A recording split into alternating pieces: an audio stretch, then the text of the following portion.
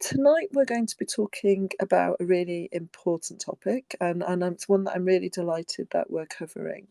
So what we're going to be talking about is about dementia in the LGBTQ plus community. And this is such an important topic. It's Pride Month, which is why we're doing this now.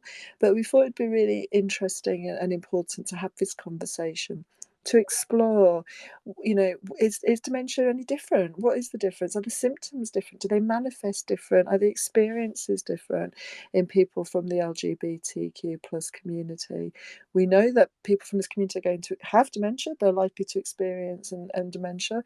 And actually, what support do they need? We kind of think that resources perhaps aren't as readily available. They might be more stretched for people. Are there specific resources that are available, or gaps, or things we could do, and potentially even things we could learn that would be really beneficial and helpful in people who are in the non-LGBTQ plus community, or people who are in the cisgender heterosexual community. So this is kind of a conversation. This is the topic we're covering this evening, and I say welcome my speakers and their input. So before we launch fully into it, I'm going to start with you, Rachel. But would you like to just unmute and say a little bit about who you are first, if that's okay? Absolutely, Vic, and evening everyone, and just wonderful that you've joined us. So I work for Dementia UK as a regional account manager. So my role is setting up Admiral nursing services across the southwest and southeast of England, supporting those living with dementia from the LGBTQ plus community is an absolute passion of mine, and I have some personal experience, not just being a member of the community myself, but actually in supporting friends from the community who are living with dementia. So delighted to be able to sort of put and draw upon my input in the session this evening. Thank you, Rachel. Mike, can I ask you to just quickly do the same and say a little bit about who you are? Yeah, sure. And thank you. And hello to everybody listening. And thank you for the opportunity as well. Thank you for joining us. Thank you. Yeah, my position is I am a former carer of my husband, Tom. In short, we met 47 years ago. And at the age of 53, he started getting cognitive problems, which led to multiple diagnoses. And I know we're going to touch on this very deeply, but my commitment, which we'll hear about later, was to care for him as far as humanly possible at home. And I'll go into the reasons why that I wanted to do that and why I felt that was necessary. But the journey was in depth was about 6 years. It became very intense for 4 years. Prior to that, cognitive problems were manageable. So that's a long time out of somebody's life to live with a diagnosis which was progressing. And to find myself, and this is the last point I make because we do go into the detail, to find that access to relevant resources and help and support was actually is very, very difficult to find. Yeah, and I'm delighted that you're able to join us, and thank you so much for sharing your experience. And I'm really looking forward to talking to you in more detail very shortly about that. But please feel free to join in at any point during any of the conversations. It's really important that we hear from you as one of the experts by experience who's here this evening to talk to us. And Rachel, can I ask you, Rachel, sorry, to just tell us quickly a little bit about who you are? Oh, hello. Yes, and I mirror what Mike has just said. Thank you so much. It's a real honour to be invited along. So my role is an Admiral nurse. I work for Dorset Healthcare, and my role is helping to support the families who are supporting their loved ones who are living within the community. Dorset is very rural. And certainly when sort of looking at the LGBTQ plus community, from my experience, it's the support that Mike's just spoken about, trying to find it. It poses quite a challenge. I am sure. Really welcome exploring more today. So thank you. I am so looking forward to hearing about that, because I'm sitting here in Hertfordshire on the edge of London. It's probably incredibly different in terms of resources, isn't it? Rachel Johnstone, can we go to you, please? Just can you give me and our listeners a little bit of a definition? So what do we actually mean when we talk about the LGBTQ plus community? What we talking about? Do you mind just outlining that briefly? Yeah, of course. So Stonewall uses the term LGBTQ plus to stand for lesbian, gay, bi, trans, queer, questioning, and ace or asexual people. And there's a really helpful list of terms actually on the Stonewall website. There's just a few things I think it's really important to say sort of from the outset when we're talking about the LGBTQ plus community. And I think sort of the first thing I wanted to say is that whilst LGBTQ plus people living with dementia and their carers will share many of the experiences and concerns that heterosexual people living with dementia do, ours will also be impacted upon our own sexual identity and the social marginalisation that actually is still associated with and experienced by the LGBTQ community today. And I think it's also important to say that just as we shouldn't assume that people are heterosexual, we also shouldn't assume that all LGBTQ plus people relate to the labels in exactly the same way. I mean, we know that sexuality can be fluid, it can change over time, and no one can actually define our sexuality apart from ourselves. So I think that, in talking about the LGBTQ plus community, as one homogenized group, can be a bit misleading and can mask the real differences that we're all individuals in our own right, and we mustn't dilute the understanding of the different needs within our community. And also that sort of thirdly, if a person shares that they identify as LGBTQ plus, it's important not to define people as their sexuality, such that the sexuality acts as like a sort of a master identity and overrides all other elements of our personhood and actually what makes us who we are. And I think this really comes back to the concept of person-centered care, seeing the whole person, seeing everything that makes us who we are in context, not just one aspect of our identity. So I hope that I've just given a bit of a definition there, and to sort of refer you onto the Stonewall website and really just put some provisos in there around not homogenising the community and masking some really important differences as well. Yeah, I think you've made some excellent points there as well in terms of how people identify with the community or don't, and what labels people. It's so complicated, and I suspect, especially given potentially people in the older generations as well, that might be an added complication.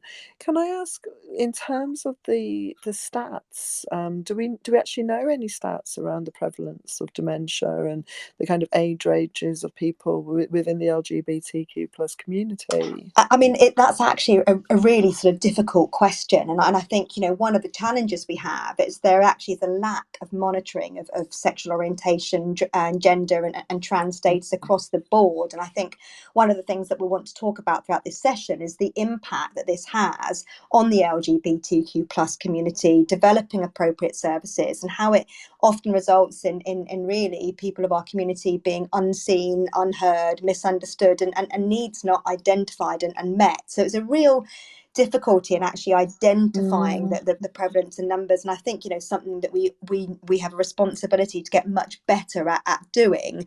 I mean, if we take that, I think that there's something like around 900,000 estimated people living with dementia in the UK.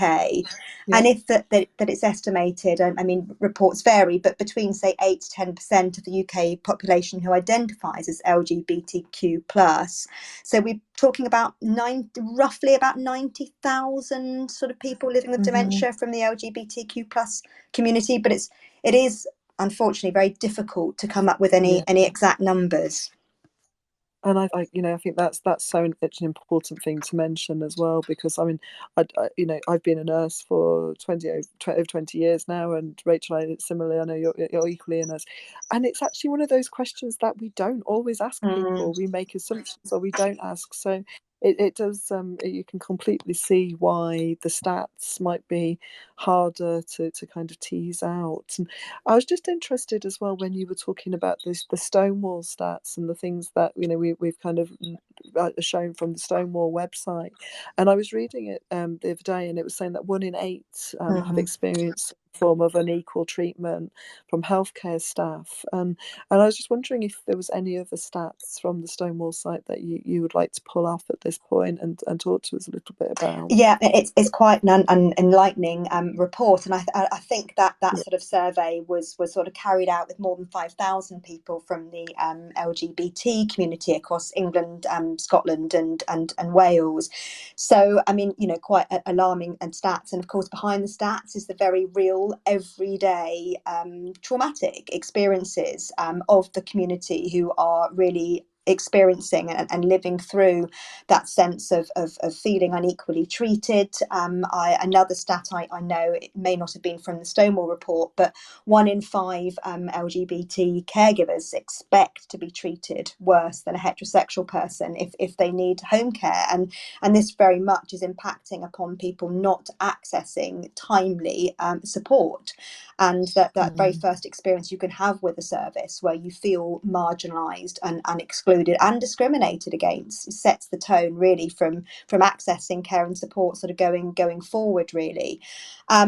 Also, there's real variability about people feeling confident enough actually to come out, as it were, to healthcare professionals about their sexual orientation. And I think that Stonewall report stated that 1 in 5 people, haven't revealed actually their sexual identity to healthcare professionals. Again, for this real fear of being discriminated against and being treated unequally. And it is still very much still to this day a very real experience of what the LGBTQ plus community are going through. Yeah. Do we know, again, I suspect it's similarly difficult in terms of carers and, kind of relationship statuses that people might be in as well. Do we have any information about that? I mean, it's interesting. I think, we'll sort of touch upon the whole idea around the sort of concept of family and what family actually means. And I think it's really worth us sort of looking at that. And I'm sure, Mike will share his own sort of personal experiences of that. I mean, typically it is the case that people from the LGBTQ plus community may not have have their own children. I think quite often, services understand the concept of family as very much a sort of a biological concept, as opposed to actually this whole idea of sort of a family of choice, which is kind of very much more we need to really think about a much broader definition of what family is, and not sort of see things through this sort of heteronormative lens. So those relationships, those support networks can be different from the LGBTQ plus community, and are more likely to be supported through that sort of family of choice. And that family of choice, we know, it tends to be legally fragile. It's quite often single generational. So it might be that actually you're supported by your peers of a similar age, you're aging in unison. So there's all sorts of different challenges that we really need to unpick as individuals and as professionals around really sort of understanding the concept of family, and taking that time to sort of understand the family dynamics as well, because some relationships can very well be fractious, strained, constrained before actually having that dementia diagnosis, and professionals, we need to be really aware of that when understanding how different support systems can be for the community. Yeah, and you've actually led me beautifully onto because the question I was going to ask you next was actually about the concept of family. But and I think it is so important because we all make our own families, don't we? This idea of, especially for people like me who live hundreds of miles away from their biological family, you kind of create your own families, and those people who are in your circle of support and your network. And I was really interested to hear from you, Mike, as well, about the concept of family, if you're able to join us at that point, what it means to you, or what you can tell us about it. I think certainly, thank you, and I echo a lot of what Rachel said. In fact, everything there was absolutely experienced by the two of us and by other people I know. Concept of family really, as you said, is like an adopted family. It's a different use of the word, but it's a useful word because we relate to families, and that word means people who are around us to support us, who have been part of our lives for a long time, and who we go to when we have problems. And that is changing, not just in the LGBTQ community, it's changing elsewhere. But it also, unfortunately, there's a link between the word family and a kind of a legal connection to people, next of kin. And this is where it's tricky. If you are, let's say, a single LGBT person seeking support or having support from a friend, and that is a kind of an unwritten, a non-legal relationship. And then when things progress, is how that person who's been instrumental perhaps in your life for a long time and helping you and supporting you can then no longer take responsibility for some of your health and financial circumstances. Now, I know there are answers to that through power of attorney and so on, but those steps, despite everything, they're actually quite challenging when you're going through the journey of dementia. It's not things don't come through the letterbox to remind you. Do you know what I mean? It's like you have to work this all out, and I think that for a lot of people that's a challenge. You know, I just as an example, I know we're slightly off tangent here, but I tried to get my partner to have a revised will, but because of consent issues or capacity issues, in the end I couldn't do that, and that wasn't catastrophic. I'd got a POA put in place. That was, but it's the kind of thing I needed to know almost at the beginning of the journey. And so that's why the concept of family is important to change in terms of how it's understood by everybody, so that we can overcome those things which might create barriers further down the line. And of course we know that and I know personally people who have been in long-term relationships over 50 years with someone, haven't sort of gone through the rigmarole of, civil partnerships and weddings. That's not for everybody, nor is it for, other communities. But when it comes to the point where somebody goes into care, the family can step in and take over and deprive that person of that loving, long-term, personal, loving commitment. And I can't think of, there aren't many things that pain me more to know that that's happening, where people are rejected from the organisation of the care of their loved one. And I, these they're not common, but we shouldn't be at that point. We should have clarity about making sure that people are have a safe connection to the people who are instrumental in their well-being and their forward-going care. So yeah. Yeah, no, it's fascinating, and I can certainly think of examples and cases where I've known similar type of things happen actually to what you've just described there, Mike. And and of course there's also the issue or complication if somebody develops a relationship later on, or that things change for them. And I know Rachel's going to talk to us a little bit about that later on as well. Can I just ask you both about some of the kind of main barriers that you think people in the LGBTQ plus community face in terms of accessing support and dementia support? What would you say they are? I don't know who wants to start with that. I'm happy to go. Go for I it. think from talking to people who are in the same realm that I found myself in through that time, it's getting relevant information.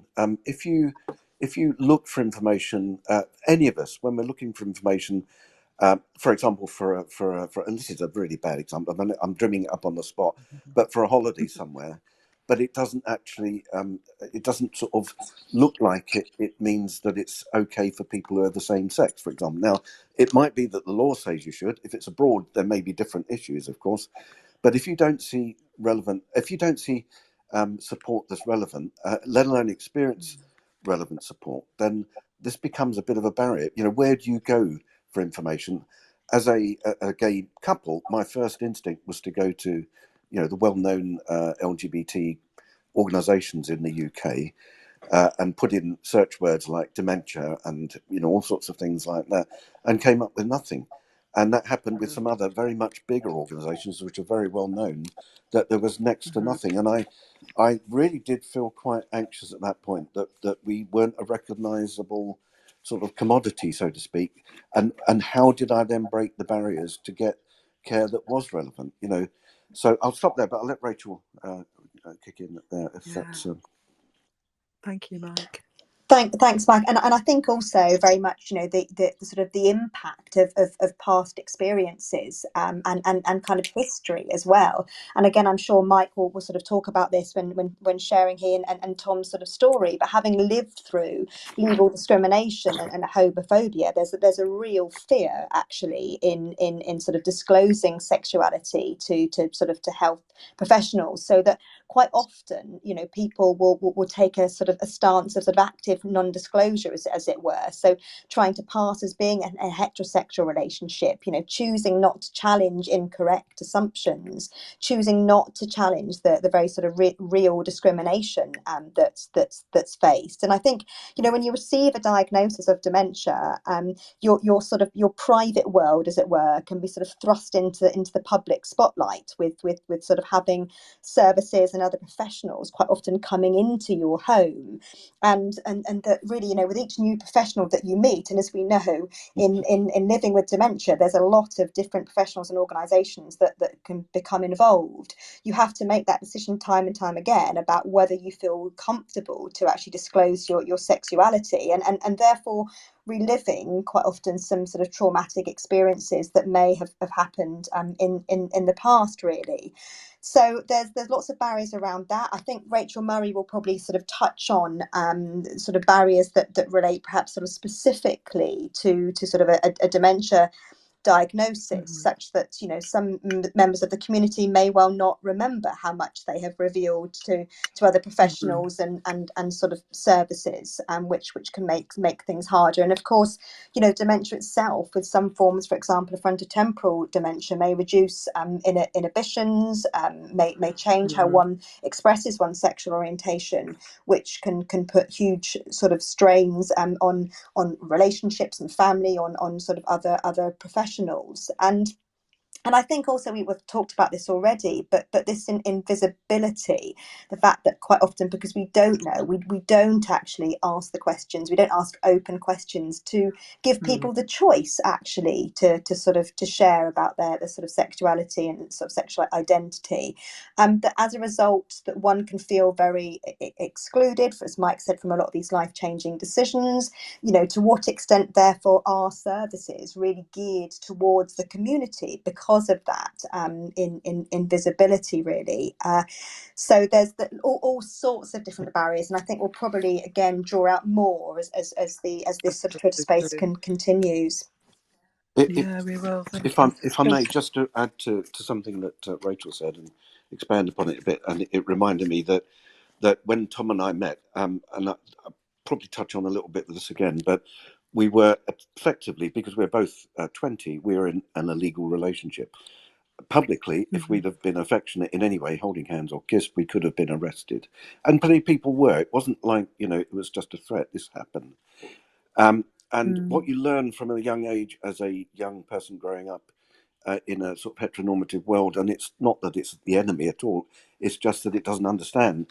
And then you learn how to keep your affairs private, everything, as far as humanly possible. In fact, I didn't come out at work until I was in my late 30s. That was partly not because I was so appalled at my own sexuality, but I was receiving, microaggressions at work, and some very open homophobia or assumed homophobia because they didn't actually know. It was a bit of guesswork, but also that there were no legal, so no laws in place to prevent me from being sacked for being a homosexual. So when you grow up like that for much of your young adult life, you can't help but carry that along, and that may actually get worse as you get older, irrespective of a diagnosis of cognitive sort of impairment and so on, because your fear levels go up.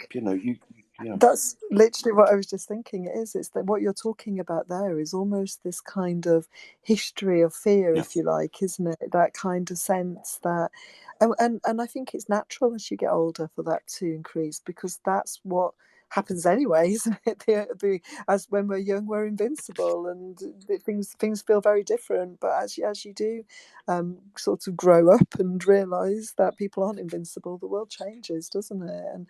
And I guess in terms of, how old were you when you and Tom met each other then? We were both just 20 So we So have, very young.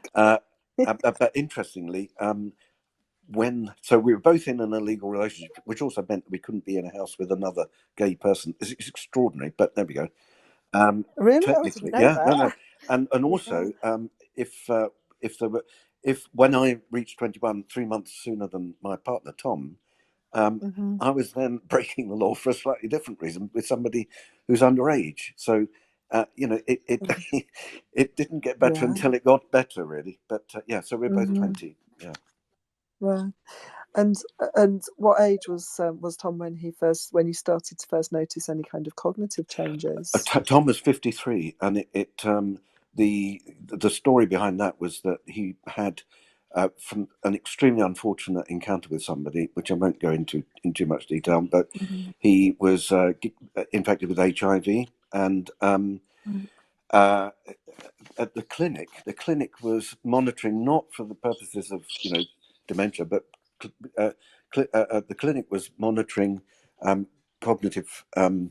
I don't know what you call sort of cognitive, sort of regular testing. Oh So, dear. yeah, Yeah. and Cognitive the idea is the screening. reason was that not for dementia purposes, but for the purposes that people with HIV, something like half of all people who contract HIV, will develop cognitive impairment. Most of it, in fact, Hmm. all of it, for most of those, indeed the majority, up to 48% of them, will only have, I say only, but it won't impact on their ability to function barely at all. But in terms of Hmm. detail, cognitive changes happen. But for 2% of those people, they can go on to develop a type of dementia which is called um, I forgot. It's called HAND. It's HIV-associated neurological disorder or Yeah. disease, Yeah. which is sort of bounces around in terms of its interpretation, but it is there, and they're looking for any sort of signs that not specifically for people developing that because it's such a small percentage, but rather about acknowledging that people are developing cognitive problems and therefore what can we do to change that and so on. Now that's what happened. Hmm. So they were witnessing these changes because if you're on an HIV program, you get checked fairly regularly each year, which is a good thing in terms of how it happened. And as a result of that, a great deal happened. And then within a year or two of that, maybe three, uh, he was having real problems at work. It was clear that he had developed what they thought was the 2% version of the cognitive decline and impact, um, and was eventually retired from work. So, um, but that was only the beginning of the story. Mm. So, what do you mind me asking? What happened next Sure. then? So, in terms of those kind of next steps and that diagnostic process, what was that? Can you remember what that was like? Can you tell us anything about that? Absolutely. Well, I worked doing a lot of research trying to find out more about this kind of dementia because it wasn't featuring in any of the sort of glossaries and any of the Mm-hmm. language or discussions that were going on with doctors at the time. And at that stage, because there was an assumption it was this, there was no referral for further analysis. So a visit to the neurologist didn't happen until 2016. So 6 years after he'd been medically retired, or 5 years, was the first time that he encountered a neurologist who then met his consultant at the HIV clinic, and they both more or less agreed that this is probably what it was, which is, Mm-hmm. that's okay. I think we understand that, but it's a long time. These looking back, it's 5 years of waiting to find out what's going on. I had no idea what what the progress would be like, how long this would all last, what the outcomes would be in terms of decline and health, what to plan for. Um, Mm-hmm. and let alone knowing what this was. So the first time they confirmed it was HIV associated neurological disorder. I I won't go into any details, but I did hold a kind of a presentation. About 30 people came from different organisations to listen because I was trying to Mm-hmm. get people to you know to share their knowledge of it more than anything, so I could do something with it and work with it. Um,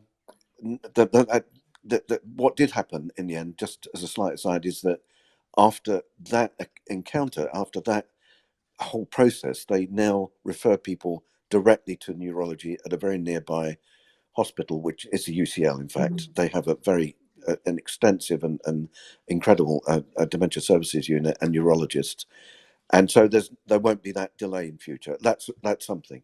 So That's fantastic. after 2016, um, I did what most people did: try and get everything into place. You know, it's like lining up the ducks on the wall, and you know, and doing all the caring, and doing all the worrying, and being frightened of Yeah. Tom going into care, and exhausting myself. And then in 2019, quite coincidentally, to keep this very short, we had an interview by the local carer centre.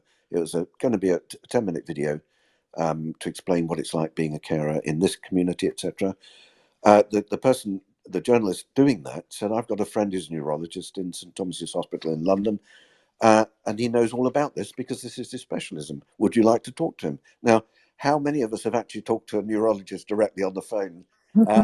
Extraordinary, Yeah. but it Yeah. happened, Yeah. and so he talked, and he said, "Well, why don't you come down? I've got some free time, 2 weeks time.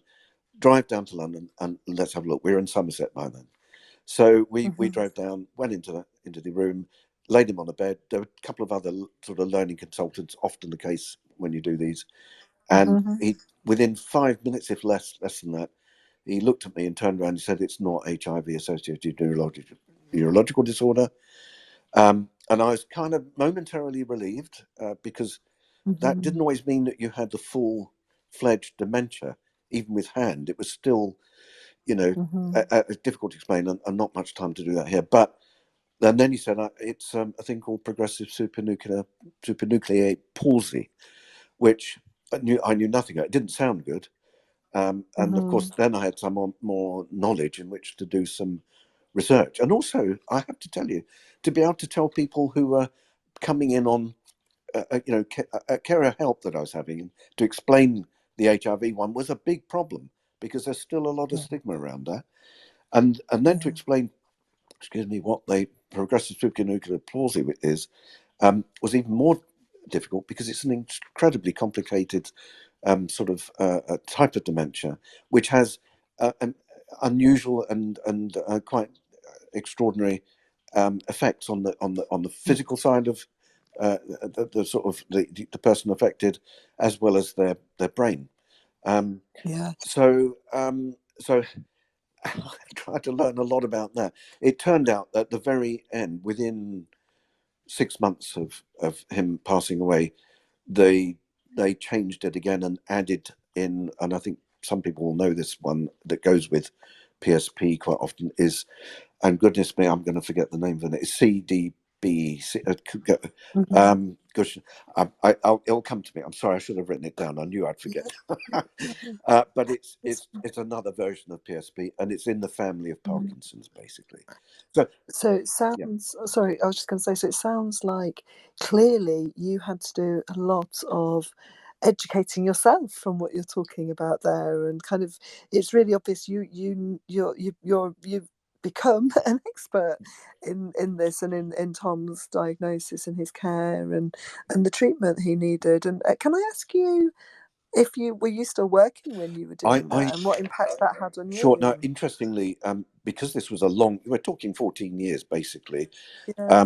I thought that do, I would monitor it, sort of literally on a day-to-day basis, and but I didn't know what to watch for. And I know this isn't entirely what this is entirely about, but more sort of rarer dementias are more difficult to monitor for behavioural differences or changes, and not many happened until about 2014. And in that year, I decided, and I was very fortunate, working for the London Fire Brigade, that I needed to retire to look after him. And there are consequences to that as well. But that's what I felt I had to do because he was beginning to get lost. There were other things happening that were not easily. The trouble is, we excuse odd behaviours because we don't really want to acknowledge them. There is a tendency to say, that's just an aberration. That's okay. That's just a weird thing that's happened. But actually, when you get multiple sort of things happening in the house, for example, excess amount, 30 bottles of hand wash under the sink, hidden, so I wouldn't Mm-hmm. see them until eventually I pulled one of them out and realised losing spoons, because he would put his spoons and any other cutlery into the bin after he'd finished Mm-hmm. food, things like that. It sounds, and then another one was well, getting lost and phoning me up. But he was cogent, and when he knew where to stay if I, that got more complex and more complicated. And in the end, of course, by within the last 5 years, he was unable to speak or write, and he was within the last 2 years or 2.5 years, he was immobile and was incontinent and so on and so forth. So, but we'll come on to some of those I know later. But yeah. Yeah. And I guess in terms of the providing the care, it sounds to me, just listening to you talk, and kind of in relation to what we spoke earlier on about that kind of history of fear and that kind of past relationship, that it sounds like you actually wanted to make sure that he was safe and he was well loved and well looked after, and it sounds like you took an awful lot of that on yourself from what I'm guessing, hearing from what you're saying. But Absolutely, and I'm glad you raised that. That it's unfortunately, even I I see the same things other people do, and there's a lot of internalized homophobia, and I'm sure Rachel knows about this as well, of course, and experienced that, if not experienced it in other people, because we're subjected to the same information. When you read in the People, the newspapers don't exist now, and possibly the News of the World and others, about awful things that people do who are like you, and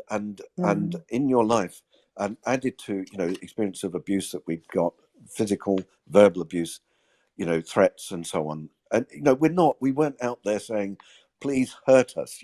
This just happened because people would find out about you, and then in your neighborhood people would take a dislike to you, and things like that. So my instinct, and the other thing is that there's almost no written material, very few storylines that talk about deep and meaningful and long-lasting love between people of the same sex. People don't. That's not what's promoted. You see a lot of other things that are positive, but not always. There's this long-term, deep and meaningful and incredibly interdependent relationship, particularly if you're in a community that's subjected to abuse in any way, because this is your safe place. You shut the front door. This is it. This is where you can be yourself. But elsewhere, you've got to be on guard. And I know that and you sounds can really, possibly very difficult to listen to, but I'm afraid it's been true for us.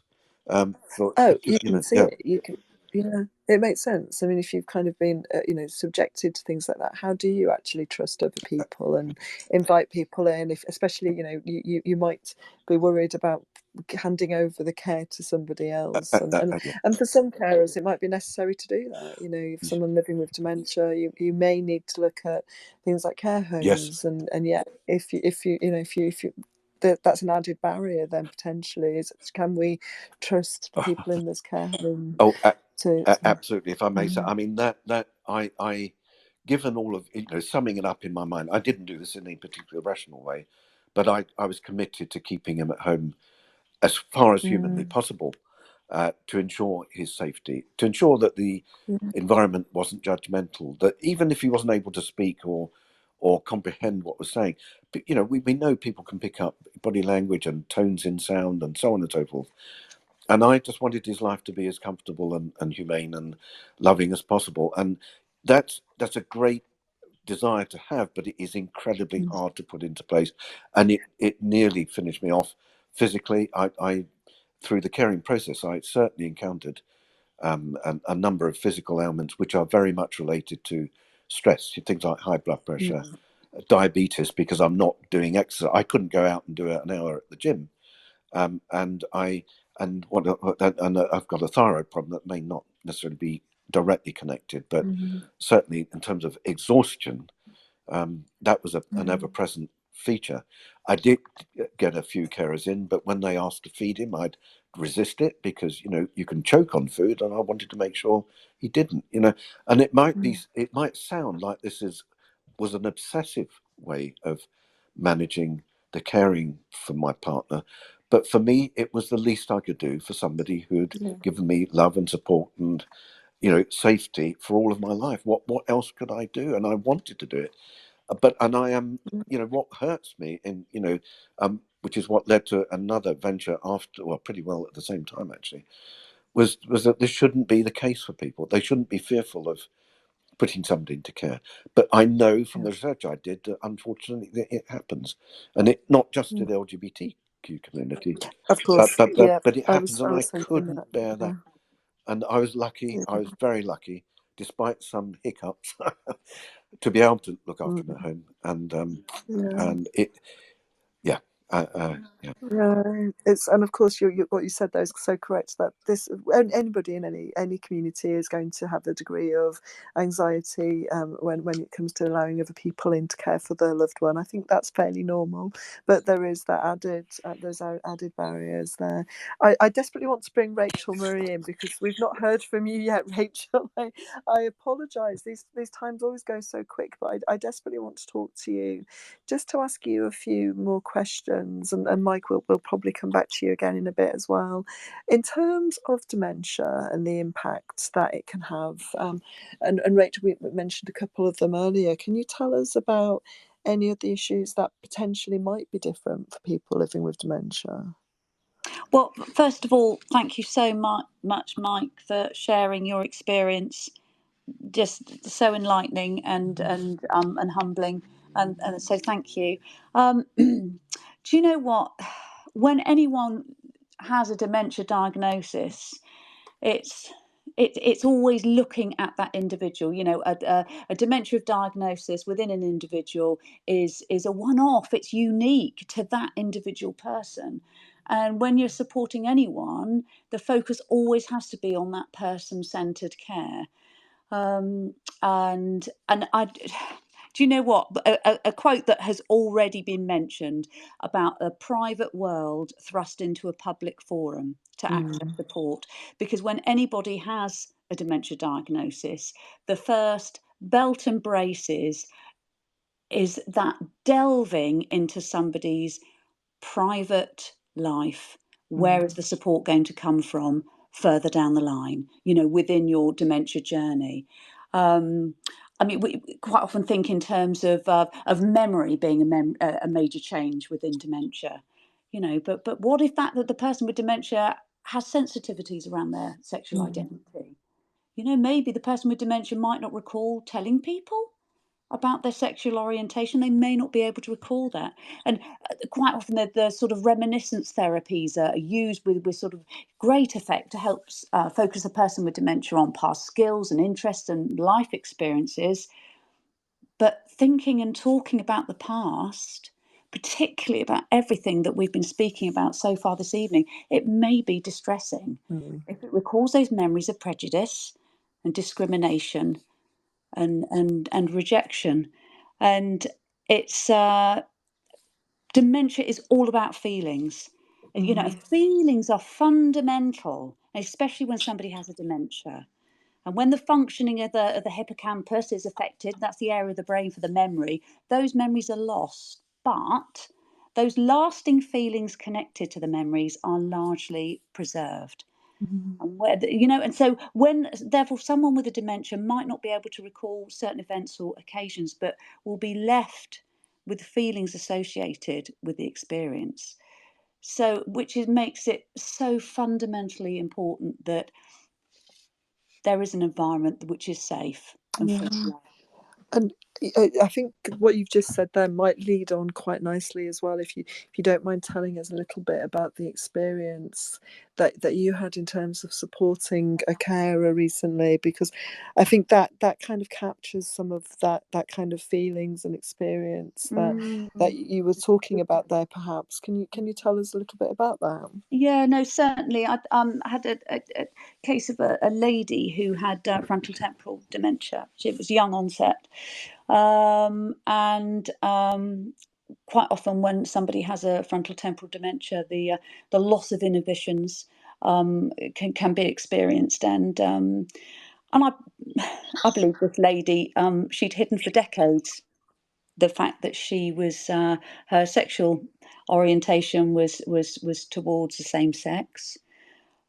She began expressing her attraction to other women, including some of the nurses and some of the carers that were supporting her. The lady lived on her own. She was supported by her family who lived out of the area. And following some of these revelations, that there was no recollection of such episodes, but the family would recall to me that such expressed feelings of shame and embarrassment and guilt to the family. Now we've got to bear in mind when this lady was in her 20s, as Mike's just explained. It was what, 1975. Experienced very similar to Mike, when same-sex relationships were shrouded with prejudice. Lesbian, gay, bisexual, and transgender people were often forced to hide their identities from their families and their friends and their colleagues and the public to avoid being singled out. Harassed or being a victim of violence, and she'd spent her life repressing her true feelings and sexual orientation for fear of recrimination and discrimination. Yeah. So, and I was just thinking about a case that I worked with where that repression had always been there, and it was a couple who I worked with where the husband in the family actually liked to dress in ladies' clothing, and he liked to dress in his wife's clothing, and she wasn't actually very happy with this. So it was an agreement that they'd had for many years of their marriage, that he could do this, but he wasn't to do it when she was around, because that wasn't something she was happy and comfortable with. But she loved her husband and was like, well, okay. And actually she didn't want him to wear her clothes, and she started going and buying him clothes for him to wear. But when he got dementia, that rule that they had in place, that had sat there in their relationship for 50 years, he forgot that, and would go out into the streets and go to the shops wearing the clothing that he'd not worn, and his wife couldn't cope with that, to the degree that, and he actually ended up going into a care home, and was in the care home. Then there was this big debate about what clothes he should be allowed to wear whilst in the care home, and it's just such an interesting conversation, isn't it, to think about, what do professionals need to know? How do we have these conversations, so to help nurses cope with and have these conversations, as well as families, and I guess that's partly the work that we're doing tonight by having this conversation, and it's partly what you're doing, Mike, I guess, through the dementia advisory group as well, which I know you haven't spoken about. Do you want to tell us a little bit about that? Yeah, very, very briefly. During the time that Tom was unwell, I felt it was incumbent on me to not just learn about the experience, but share it and find out how this could change, how my experience, which is a one-off, and I admit, we can't make judgments on one example, but the more I found out, the more I realised that there is a virtual absence. It's changing of support specifically for LGBTQ people. For example, just one example, and then I've mentioned about the organisation, but going into a room full of 35 or 40 people, and you are the only gay couple, and you're nearly 50 years ago, that somebody that you're on your arm is suffering from, so all of the problems, physical and emotional, and I'm stressed, and then to go into a room and have to announce that you're you're a gay couple in case somebody says, are you his brother? Because that's happened. I can't tell you how many times. These are not hurtful. They are, we would call them microaggressions. They just reinforce the idea that you're not valid, that somehow you don't matter. Your relationship is not important. Because if it's happened the other way round to a couple that are our age, in our late 60s, they'd be absolutely mortified that people wouldn't respect that. So things have changed. There are services. And I would say this is most important. I know at the very end we're going to talk a little bit about some of the sort of key things, but so important is a safe place. If you add in, the lifetime experience, the lack of knowledge and support around your community, and sometimes if not hostility, the misunderstanding of who you are and how you behave and what your relationship means, And then you add in the stress of a diagnosis of dementia, then somebody who's living with the consequences of that, and their carer going into an environment and having to sort of somehow feel safe. And I'm afraid it doesn't, not to begin with.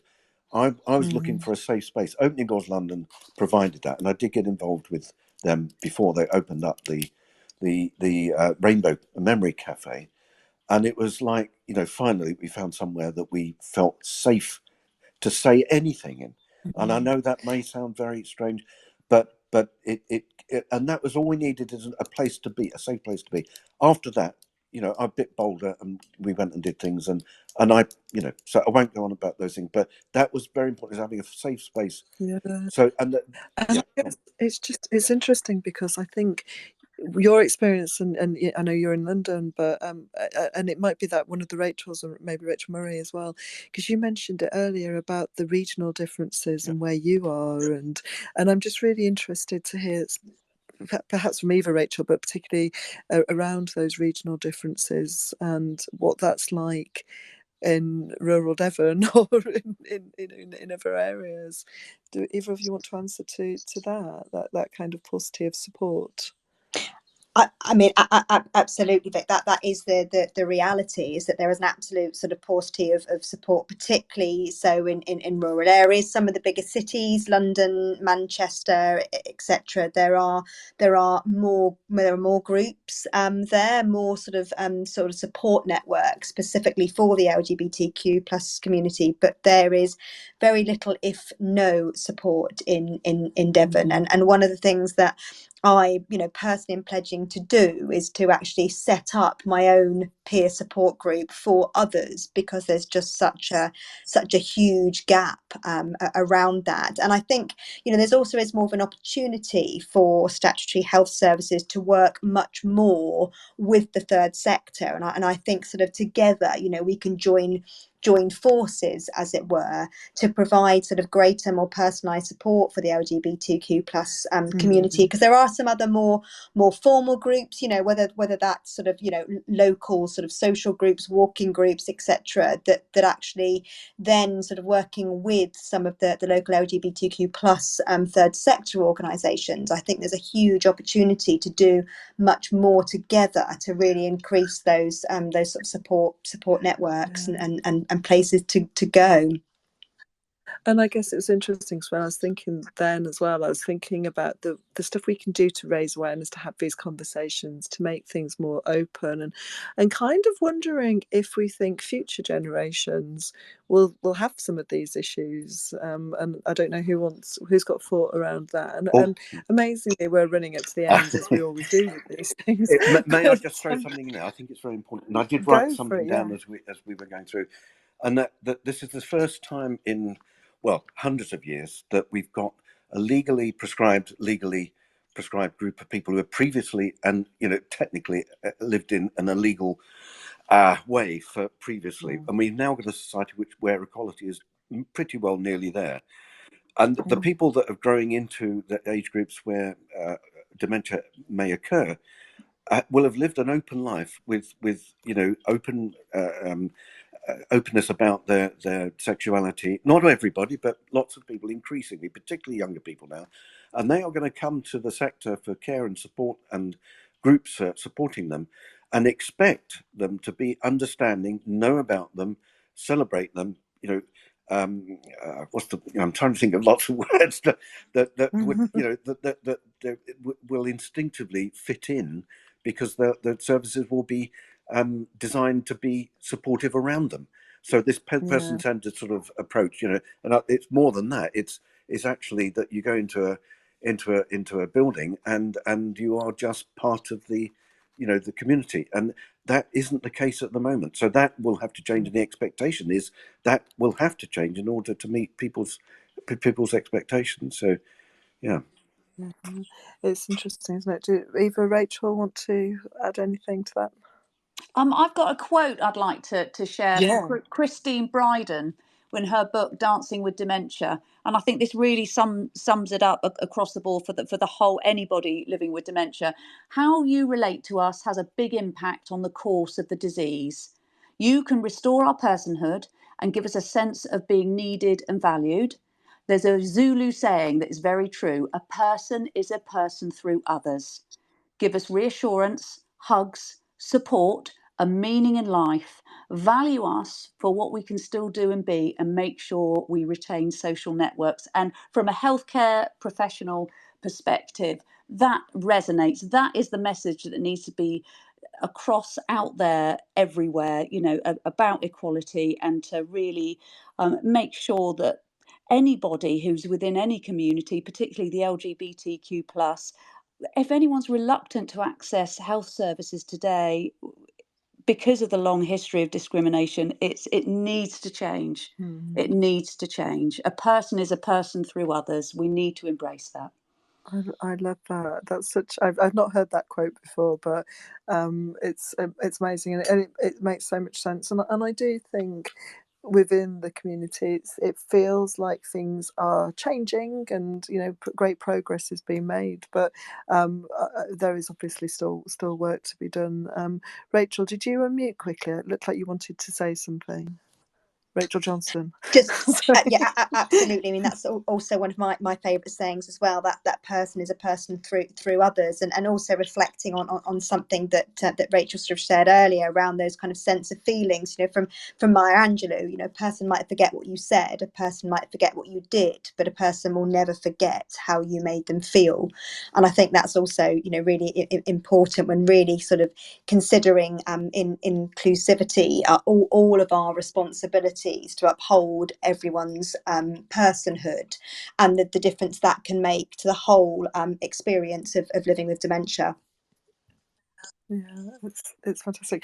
I feel like we're kind of falling into some kind of closing thoughts, because you've said some massively profound things there, but some fantastic quotes shared that have just been fantastic to hear, and I know that there's stuff we have to think about in terms of the assumptions health professionals make, some of these regional differences. I love the idea that there's a pledge there to start some local support, Rachel. I think that's fantastic, and actually I think anybody listening in larger organizations should actually think about how are we inclusive, or how are we reaching nurses listening. Think about how you might ask these questions and record these questions, so that we get some more stats and some more information, and the assumptions you might have. I'm going to ask each of you for a closing thought, really, following on from this discussion, and I know we've gone slightly over by a couple of minutes, so I apologise if I'm keeping you too late. but are you able to just give us anything you want listeners to go away and take from this session, any kind of closing thoughts? Rachel Johnstone, I'll go to you first, just because you're on that order on my screen, if that's okay. Very briefly, I mean, I sort of feel very strongly that conversations about sexuality should absolutely be at the centre of providing responsive services, and to really ensure an equality of outcome for people. And just that first contact that health professionals have with people from the LGBTQ plus community absolutely sort of sets the stage. So, as Mike said, there has been huge steps forward in improving services, but there is sort of so much more that we can do, and we've all had that responsibility to play that part, really. Perfect. Thank you very much, Rachel. And Rachel Murray, can I ask you for final closing thoughts? Anything you'd like to end with? My final closing thought is just the shock of from my experience of discovering the extent of discrimination and hostility and unfair treatment in healthcare services, and the fact they're still commonplace. There is so much work that needs to be done. The fact that these powerful negative feelings cause hurt and insecurity for anyone living with dementia, and it can potentially lead to detrimental health outcomes. We've got to do more. Thank you so much. Thank you so much, Mike. Any comments, final closing comments from yourself? Oh, thank you. Yes, and those last comments are very touching, and absolutely reflect the sort of the mood of the many people I speak to in this community around these issues. I was going to say, I think apart from all the training to make sure people understand, it's not just about understanding equality and discrimination issues, it's about understanding people. But more than that, I think the big reach out to me is to convince people that you're a trustworthy, you or an organization or a building or whatever is where you can lay in trust, that confidentiality will be fully respected, and that needs to be proactive. So if now, for example, and this is incredibly brief, what seems safe to me is when somebody says we welcome LGBTQ people and we hold a support group every month. Well, of course, and now I know it's okay. So that reassurance, proactive reassurance, is a really big part of it. It needs to be backed up with knowledge, experience, proper, determined efforts to make people feel comfortable, safe, and all the rest of it. But these proactive statements are so important. There is nothing worse than going into a hospital, or no, I wouldn't say a hospital, but a somewhere where we had an appointment and not know that our information would be confidential, that we could trust the people that we were with, and that the place would understand us. And I think more needs to be done to just make it clear that the place you're in is safe, however that's done. Welcome to safe place. Yeah, no, it's so true, and I think it's been such a fantastic discussion this evening, and I feel like we could have chatted for much longer. So I feel incredibly mean pulling this to an end, but I'm really mindful that I asked you to come and join me for an hour, not two, and I feel we could stay quite easily and chat. But thank you so much. Thank you to Mike Phillips. I know you've put some comments of support and some messages into the question box, the chat box. So thank you, Mike, for doing that. It's great to see you in one of our spaces this evening, and thank you for everything you've always done. I know Mike personally, so that's a little thank you to you as well, Mike. Next month we're going to be talking about actually another topic that's close to my heart and many of our hearts, I know, which is around meaningful activities and activities that people might want to think about and engage with, and especially thinking about the summer and things that people might want to do, whether they're in their own home, in a care environment, and just what we can learn from that. So another really interesting conversation coming up next month, and hope you're able to join us. Thank you so much to my guests. If you do have questions you want to ask, or anything you want to ask, I'm sure people won't mind you following them and reaching out to them on Twitter as well that way. But thank you. That's all that's left for me to do now, is to say goodbye. But thank you everybody again, and goodbye.